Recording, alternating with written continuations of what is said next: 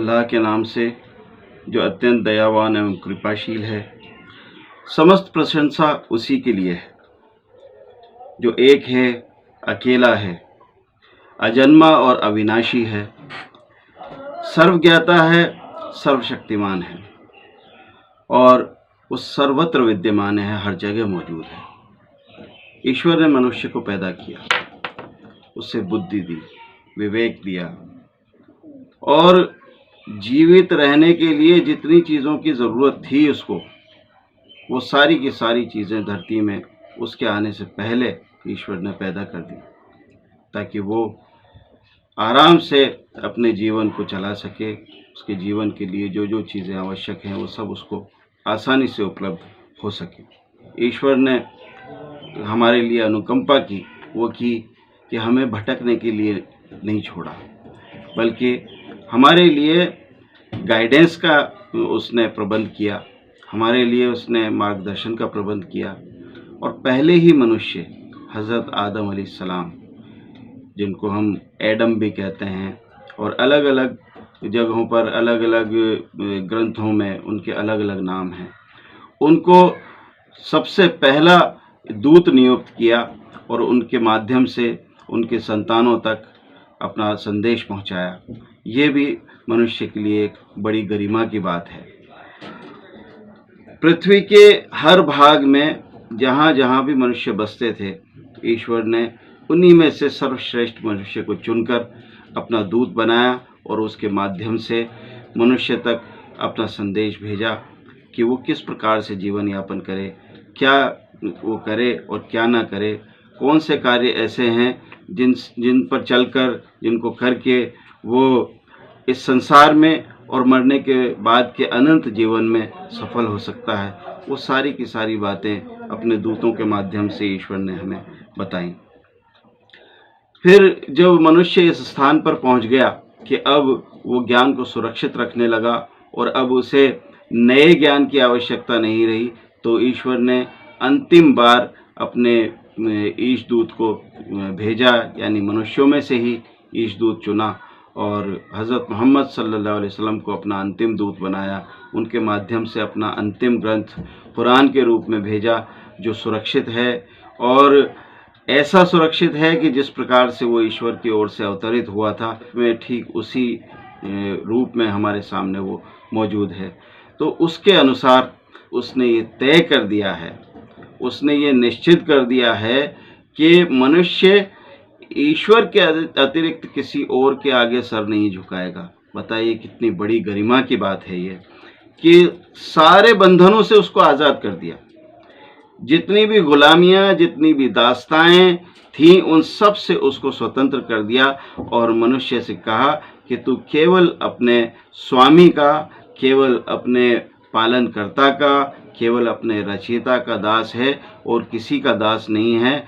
और इस हैसियत से और इस स्थिति में वो सारे मनुष्य जो इस धरती पर पैदा हुए, सारे के सारे बराबर हैं, सबकी गरिमा समान है। मनुष्य को जो गरिमा मिली है वो उसके पिछले कर्मों का फल नहीं है, बल्कि ये तो उसको जन्म से मिली है, ये उसको मनुष्य होने की हैसियत से मिली है। मनुष्य को जो गरिमा मिली है वो उसके रचयिता ने उसको दी है, वो किसी समाज ने उसको नहीं दी है, किसी वर्ग ने उसको नहीं दी है। कुछ लोगों ने उसको श्रेष्ठ मान लिया, इस वजह से वो श्रेष्ठ नहीं है, बल्कि हर मनुष्य, चाहे वो किसी भी कुल में पैदा हुआ हो, चाहे वो किसी भी रंग का हो, चाहे वो किसी भी नस्ल का हो, चाहे वो किसी भी देश में पैदा हुआ हो और चाहे वो कोई भी भाषा बोलता हो, सारे मनुष्य ईश्वर की नज़र में श्रेष्ठ समान हैं। और श्रेष्ठतम वो है जो ईश्वर से सर्वाधिक डरता है और उससे डरते हुए जीवन यापन करता है, उसके आदेश का पालन करता है और उसके आदेश के अनुसार मनुष्यों के लिए वो सुख और सुविधा का साधन बनता है, वो सारे मनुष्यों के लिए उपयोगी बनता है, तो वो श्रेष्ठ है ईश्वर की नज़र में। अन्यथा सारे मनुष्यों में से वो व्यक्ति निकृष्ट है जो मनुष्यों के लिए बुरा है और जो ईश्वर के आदेशों की अवहेलना करता है। तो मनुष्य को जो गरिमा मिली है वो ईश्वर की ओर से है, उसके पालनकर्ता की ओर से है, और ये गरिमा उससे कोई छीन नहीं सकता।